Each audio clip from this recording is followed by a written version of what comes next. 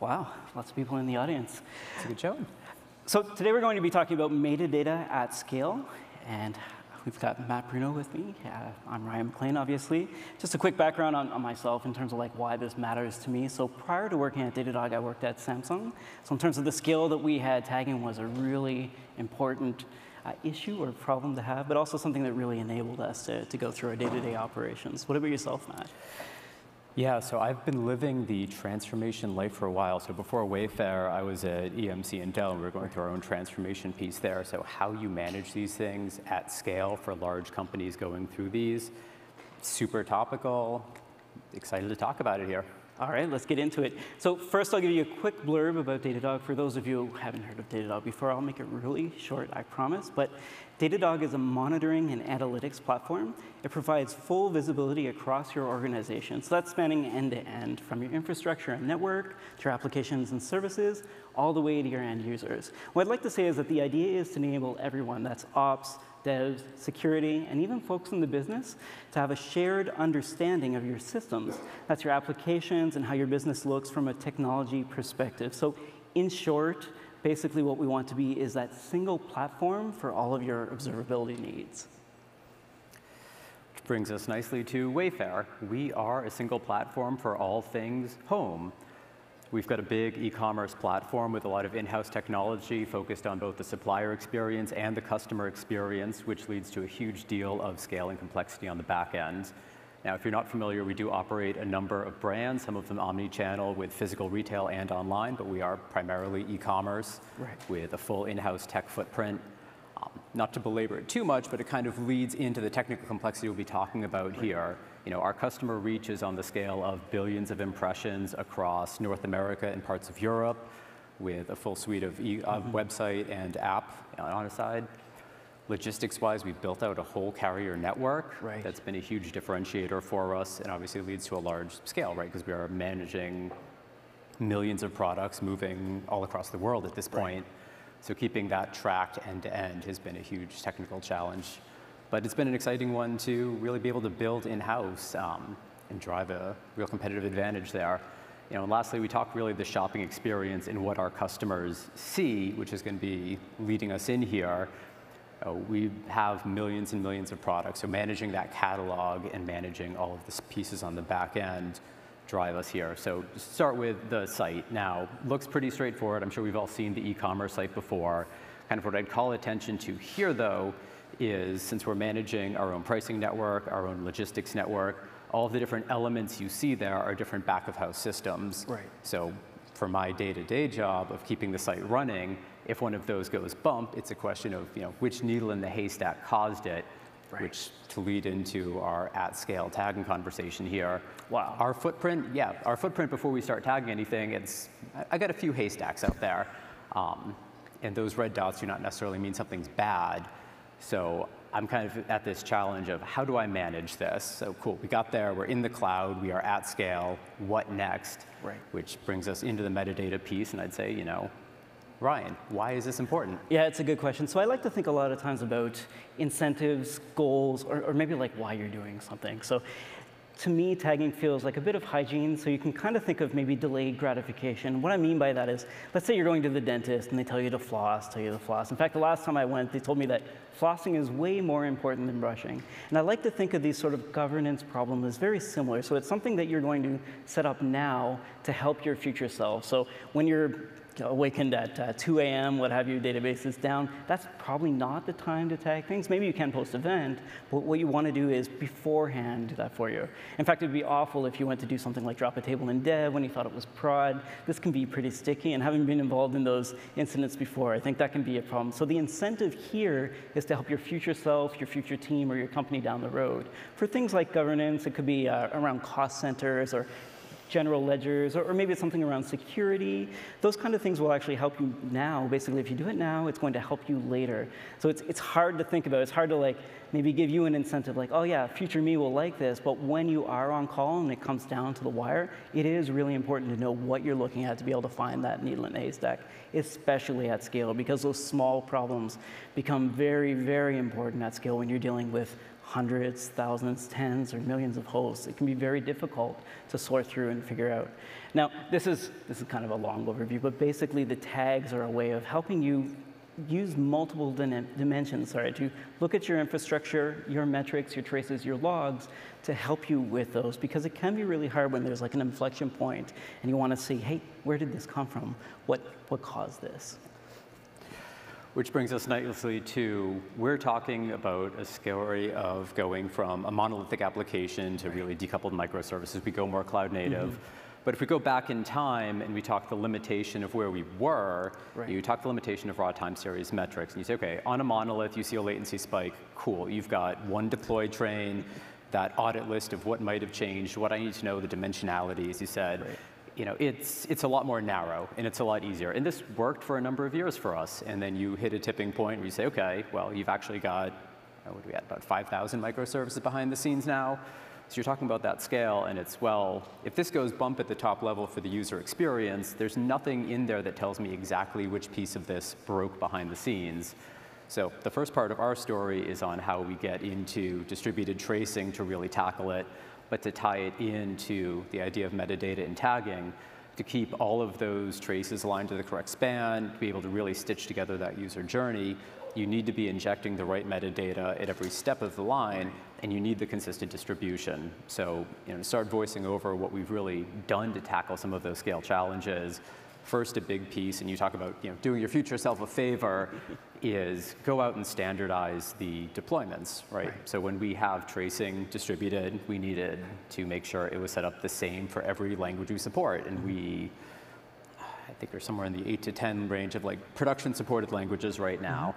And for a long time, we had just sort of pointed people at the raw libraries and said, hey, this is how you set it up. Good luck, have fun. And it works for a while, but then you get to that point of scale where, well, those traces aren't actually getting stitched together because you're tagging them differently. So we went back to the drawing board and standardized across all the language libraries to say, okay, now you have this unified picture. So in our lovely generic piece here, when you say do some work, we actually know what that unit of work is. Now, to make this a little more real to our experience, go back to effectively the same shopping page we had up before. I think it shows up pretty well on the screen here. So those different color boxes highlight the different parts of the journey, the different core domains that are at play here, and that starts to give us a little more control over it. So when you're talking operability, when you're talking runtime governance, I can now start to break this down and know who's doing what and how the whole piece fits together. And obviously, if you have that latency spike, you're probably not seeing it across the entire stack. You're seeing it for a specific service. So maybe our logistics service is running a little slow. So my shipping estimate is lagging, it's holding the page up. Or maybe the header bar is being a little wonky because of a deploy. But when you get a little more nuanced, if you have the changes tagged to the piece of infrastructure that you're monitoring, the piece of software that you're monitoring, it's a lot faster to make those correlations in there. And now, Ryan, I believe you've got some overview for us here. Yeah, for sure. So I guess what we're talking about, when we're looking at that needle in the haystack, some of these tags that we're talking about, and we're saying tags, but metadata in general, it could be labels in Kubernetes, it could be a tag for an instance, it could also be something like a grouping in GCP. But what we mean by this metadata is the things that will percolate or bubble up for us to be able to say, hey, it came from here, then it went to here, that kind of thing. So if we look at this graph, we could do it from top down if we're trying to figure out which service we're talking about. So obviously in this graph, we're looking at service C. It's got a lot more data about it. But if we start from the bottom, what we want to know is, hey, is this in prod? Is this in dev? Which environment is this actual problem in? Because that's going to be key. Do I need to wake up at 2 a.m. because it's a dev problem? Do I need to wake up at 2 because it's a staging problem? If it's production, probably. And then the next is like, which zone is this in? Because you might have different names for different areas, but it's important for you to know where to look as well. And then, of course, the cloud provider is going to be GCP. And then going up from there, we're going to look at what kind of orchestration deployed this. Was there a recent deploy? Can I check out those pipelines? Can I use this tag to sort of follow back and figure out what the provenance, I guess, is of this actual problem? Where did it stem from? And then I guess going a little bit to the right, is it serverless? Is it on a VM? What sort of infrastructure is it using? Is this something that Google's managing? Is this something that I bravely decided to manage on my own? Or is this something that's a hosted cloud service? So in this case, like the dependency is Cloud SQL, MySQL, and then I won't belabor this too much, but basically which function it is, which host is it on, which container is it? I guess what I'm really trying to say is that there are a lot of dimensions. So for those of you, I realize generative AI is a big deal right now. These are only 3 dimensions. I think in that space you might have multi-dimensionality. And we're trying to keep this simple here. So something like the instance type and the availability zone will be things that Google will give you in terms of metadata. But also you might want to think of, and this is oversimplification, I apologize, but the role. So in 3D, we can think of these 3 axes, for example, and using those, we can say which of these instances have which tags apply to them. But role is just one example. I mentioned cost center before, I mentioned general ledger before, but there's also things like which port are open, or which security group might this be tagged with, or what kind of networking is this tagged with, or maybe we're looking at sort of business areas of grouping, tagging, metadata. What kind of data can we give to the business that will help us determine what actual service this is and why it's important to us? Yeah, and to really use what you had up before, and you say, when we want to try and solve that Rubik's Cube that you just presented, right. What does that look like for us in production? We've really got 2 core dimensions we're looking at. First, we have our technical owner. It's what team owns the infrastructure. Who do I chase down? For better or worse, I see a lot of teams up there that I am accountable for, so that is my lovely piece of the puzzle. But then you also have, what's the business function? What are those pieces doing? And you're starting to get those 2 angles of it here, and those are distinctly different. So when you talk about scaling, when you talk about cost management, it's important to have those tags there, because you can choose how you want to slice and dice it. And we've lived it, right? We pivot from having a team-based hierarchy to looking more at what's the business function and how do you tie it back and say, okay, this experience actually costs this much, what's the return on investment there? And then you can start to optimize a lot more. And you can start to dig in and do a bit more in the way of apples to apples comparisons of, well, I've got these 2 things, they're solving similar business challenges. One of them costs twice as much. Why? Well, if you have it tagged correctly, you can kind of get that direct comparison there to see what's going on. Pulling this in a bit more to a runtime governance piece, and we start talking about our favorite thing in the world, SLOs, but to really manage these pieces at scale, you very much need to be tracking what are those agreements between services. And so you start stitching that as the next dimension. You say, okay, well, I know what business function these are doing based on the tags, and you can chase that back to some of the span data we showed earlier. You can say what calls what. But that doesn't matter if you don't know what to expect from each other. Right. And so that's where being able to set the SLOs in is kind of that last piece of runtime governance that really matters to enable this. And I think that's been a challenge for us, right, as we rolled out at scale. We were good at tagging and splitting things down, but then you go back and say, okay, well, we built all these things based on a web of assumptions, and that works to get you somewhere quickly. Like, I don't think it's fundamentally the wrong thing. But as you get up to scale and you talk about, okay, how do we actually drive stability at this point? You need to go back to basics. And you say, okay, for the whole experience, what are our targets? And then as you step down per each domain, per each business function, and to keep it tied in, by having those tags, you can go slice and dice. And I think it's an important piece to say your objectives are based on reality. Right. There's no point in saying, I'm going to have this super tight window that I'm targeting if it's way out of whack. So right. We can talk about the 4 nines, the 5 nines. I think I've heard that mentioned a few other conversations here this week. If you're really just at 2.5, and that might be good enough because you're still talking about only a few hours a month of disruption, which is a fair change window off hours, that's the right way to place it. I think there's also an angle here about how did we get there? How were we able to enable it? We talked about standardizing our language libraries. Another piece, and you touched on this a minute ago, is keeping those tags unified, keeping that metadata right. unified, because it's Datadog and Google have slightly different labeling requirements. So what we did to solve that, we went out and built a metadata handler service. Oh, that's cool. Yeah, so that's something that's now a sidecar in all our deployed pipelines. So you roll your code out, whichever pieces of metadata you populated, we'll then pull it in, true it up, and make sure that dashes and underscores sort of align correctly.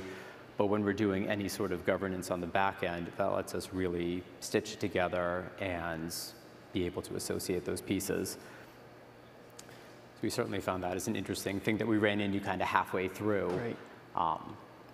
I believe you've got some best practices for us. Yeah, for sure. So I think we're touching on a little bit of consistency there. So I'm assuming that those in the audience have come across, like, is this the dev environment? Is this the development environment? Is that all caps? Does it start with a capital D? What does it look like? And even the environment tag itself, you'll find in some shops, they might just shorten that to ENV or capital ENV. It really depends. Now, there's different ways of coping with it. I think the in-house service is really a good approach to actually get at this, to sort of deal with like the legacy systems that you've got. But there's also, maybe once you realize that there's a problem, there's like a policy, standard procedure, or infrastructure as code that you can do as well to get it. But in the interim, I feel like those kind of services that you have in-house really help, because there's a deployment time, there's dev time, obviously. But what you want to do is start standardizing this soon before it becomes a governance problem. So if you do it up front, I think that's a lot easier. So I'm kind of skipping a little bit ahead here, but in terms of like starting small, I think, point 4, starting small is really important, and the sooner you start, the better. And then we were talking a little bit about that consistency already, but I think sometimes in some of Matt's graphs, we saw like, who are the owners? So who actually owns this service? Which group does it belong to? How can they get access to these services? What's important to them when they're on call and trying to figure out what actually happened, or where do you attribute this cost, or maybe how to look down this path in order to figure out where the security problem is. So it does become maybe more of a governance challenge down the road, and it's something that you can do now to help that future self, to give you that delayed gratification, basically, to say, hey, I've done this, essentially these tasks all the way, and then when it comes down, when the rubber meets the road, you can actually go in and find the problems for you. And then again, at the very bottom here, when we're talking about things at multiple purposes, so that can allow you to do those cost tracking, automation, organization steps, basically, this will help you out. Are there any of these that stick out for you in just like the day-to-day?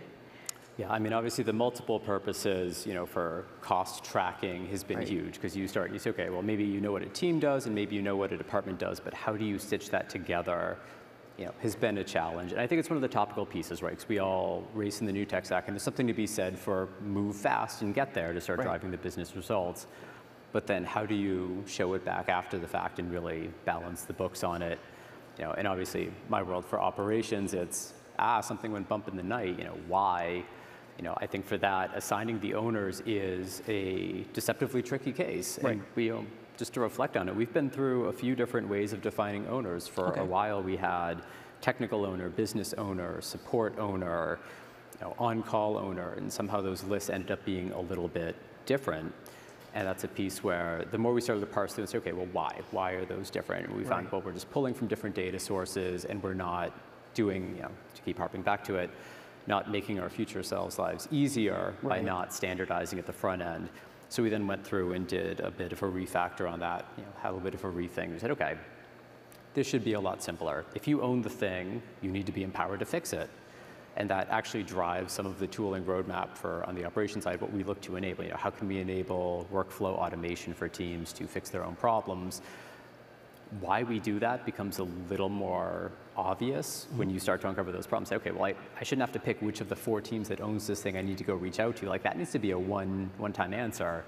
I mean, I don't know about you, if I get woken up at 2 in the morning, the brain cells aren't all there. Definitely. They get there, but so simplifying those answers makes that governance piece easier. And I think it's one of those things when you talk about the scale aspect of it, if you're not setting yourselves up for success, those things that were easy and that, you just knew the guy who owned that thing 2 years ago, that kind of runs away from you on a hurry, and all of a sudden you're looking back and saying, I don't even know what team these people are on. I don't know where to chase it down. And I think if you get yourself into that 2 a.m. game of telephone, not that people aren't happy to get online and help, but when you're 5 people deep trying to figure out who owns a domain, that's not a great place to be.